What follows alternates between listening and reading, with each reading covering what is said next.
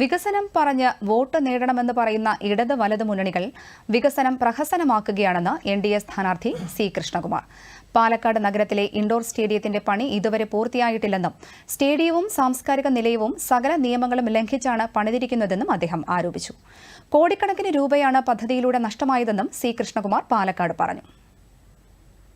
കഴിഞ്ഞ ഒരു 14-15 വർഷമായിട്ട് ഇതിന്റെ നിർമ്മാണം ആരംഭിച്ചിട്ട് ഇൻഡോർ സ്റ്റേഡിയം സൊസൈറ്റിയുടെ പേരിലാണ് ഇതിന്റെ നിർമ്മാണം നടക്കുന്നത്.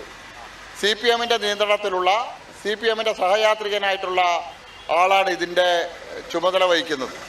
പാലക്കാടിലെ എല്ലാ ഗ്രാമപഞ്ചായത്തുകളും 10 ലക്ഷം രൂപ വീതം നൽകിയിട്ടുണ്ട്. എല്ലാ നഗരസഭകളും 25 ലക്ഷം രൂപ ഇതിന്റെ നിർമ്മാണത്തിന് നൽകിയിട്ടുണ്ട്.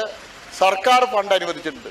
ഇതിന് സമാനമായിട്ടുള്ള രീതിയിലാണ് മെഡിക്കൽ കോളേജിനടുത്ത് 40 കോടി രൂപ ചെലവഴിച്ച് നിർമ്മാണം പൂർത്തീകരിച്ചിട്ടുള്ള സാംസ്കാരിക നിലയം. അതിന്ന് പൊതുജനങ്ങൾക്ക് തുറന്നു കൊടുക്കാൻ പറ്റാത്ത സ്ഥിതിയിലാണ്. കാരണം ആ നിർമ്മാണ സമയത്ത് ശ്രദ്ധിക്കേണ്ട കാര്യങ്ങളിൽ വേണ്ടത്ര ശ്രദ്ധ കൊടുക്കാതെ നിയമങ്ങൾ ലംഘിച്ചുകൊണ്ട് നിർമ്മിച്ചതിൻ്റെ ഫലമായിട്ട് ഇന്നത് തുറന്നു കൊടുക്കാനും അത് ഉപയോഗിക്കാനും പറ്റാത്ത സ്ഥിതിയിലാണ്.